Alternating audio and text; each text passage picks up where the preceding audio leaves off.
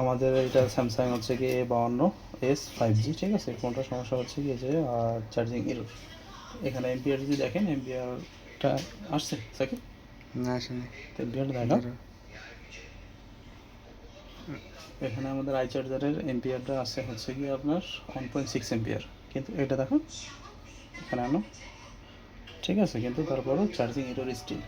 তো এটা মোটামুটি ইউটিউবের যে সলিউশন, ঠিক আছে, এখানে দেখাচ্ছে যে আপনার একটা, দেখুন আপনারা যদি ইউটিউবের সলিউশন দেখেন সেখানে সবাই দেখাবে কি এই যে এখান থেকে আপনার একটা ব্যাড থার্মের যে জাম্পার, ঠিক আছে, এইটা এখান থেকে এখানে জাম্পার দিয়ে দিলে আপনার চার্জিং ইস্যুটা ফিক্স হয়ে যাচ্ছে। এই যে এই জায়গা থেকে আর কি, ঠিক আছে। এই যে 4 নম্বর পিনে, কিন্তু আমরা ওইটাও করে দেখছি এই ফোনটাতে। এখান থেকে এই ফোনটাতে আমরা এই অ্যাপ্লাই করে দেখছি, এই জিনিসটা আসলে হচ্ছে না। ফোনটা আসলে মূলত ওয়াটার ড্যামেজ। আমরা কাজটা যদি হয় তখন আপনাদেরকে করে দেখাবো, ঠিক আছে, যে আসলে আমাদের এটা কাজটা হয় কি না, যে বোর্ডের কন্ডিশনটা কী। তো এখন এটা সমস্যা হচ্ছে গিয়ে আমরা মোটামুটি এখান থেকে ট্রেসিং করলাম, এটা হচ্ছে গিয়ে, হ্যাঁ করছি। তো এখানে আমরা যে জিনিসটা দেখলাম এই যে ব্যাক থার্মের লাইনটা ডাইরেক্ট আসছে হচ্ছে কি আপনার PM7250B, ঠিক আছে, এই এসিটা থেকে আসছে সরাসরি, মাঝখানে কোনো কম্পোনেন্ট নেই, ঠিক আছে। তো এখন এখানে আমরা যদি মনে করেন যে আলাদাভাবে ডিভাইডার সার্কিটের মাধ্যমে এখানে 0.5 ভোল্ট আমরা ইনজেক্ট করি, তাহলে কিন্তু এই ইরোটা চলে যাবে এবং চার্জিং ওটা শুরু করবে। দেখাইতে হতে পারবে। আচ্ছা, তো এখানে যদি দেখেন আপনারা 8 ভোল্ট, প্রায় 9 ভোল্টের মতো আছে, কিন্তু এম্পিয়ারটা কিন্তু 0 আছে। আর এখানে এখানে যদি দেখেন স্টিল এই যে আপনার চার্জিং এর উপরে, এখন এখানে আমরা অলরেডি কাজের সুবিধার্থে ওই 4 নাম্বার পিনে, ঠিক আছে, আমরা এখানে জাম্পার করে রাখছি। তো জাম্পারটা করে রাখার ফলে এখানে আমরা করবো কি আলাদাভাবে 0.5 ভোল্ট পাওয়ার সাপ্লাই থেকে দেবো আমরা, ঠিক আছে।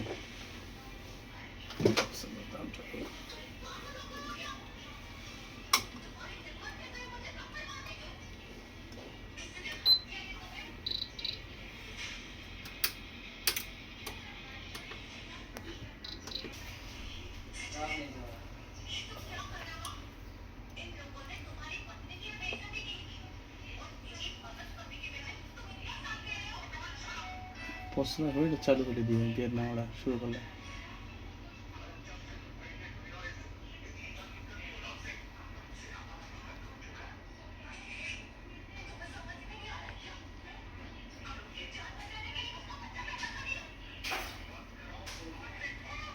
আরে শালার মাথা এমন সমস্যা। শুরু হয়। এই যে দেখেন এখন আমাদের চার্জিং ইরোর সিম্বলটা চলে গেছে এবং অলরেডি আমাদের এম্পিয়ার নেওয়া শুরু করেছে, ঠিক আছে। প্রায় 1 এম্পিয়ারের মতো নিচ্ছে 9 ভোল্টে। তো ওয়াট যদি হিসেব করি আমরা 7.5 ওয়াটের মতো আছে। দেখো এই যে আমাদের, এখন আপনাদেরকে আসি যে এই জিনিসটা তো আমরা পাওয়ার সাপ্লাই থেকে এভাবে করতে পারবো না, তাহলে এটাকে আমরা একটা ডিভাইডেড সার্কিটের মাধ্যমে এখানে কনস্ট্যান্টলি এই যে 0.5 ভোল্ট যে আমরা পাওয়ার সাপ্লাই সেট করছি, তাহলে 0.5 ভোল্ট যদি আমরা এই লাইনে কনস্ট্যান্টলি একটা সাপ্লাই ডিভাইডার বানায় দেই, তাহলে আমাদের সেক্ষেত্রে সুবিধা হয়, ঠিক আছে। তো অলরেডি আমরা এখান থেকে বাক সাপ্লাই থেকে 1.2 ভোল্ট নেব এবং সেখান থেকে ডিভাইডার করে আমরা 0.5 বানাবো। তাহলে আসেন সেই কার্যক্রমটা আমরা শুরু করি।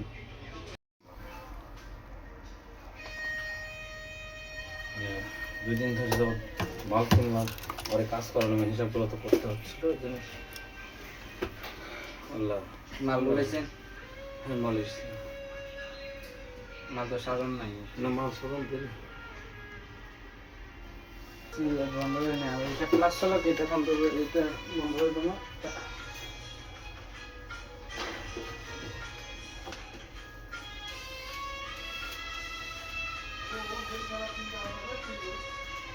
ও ভাইয়া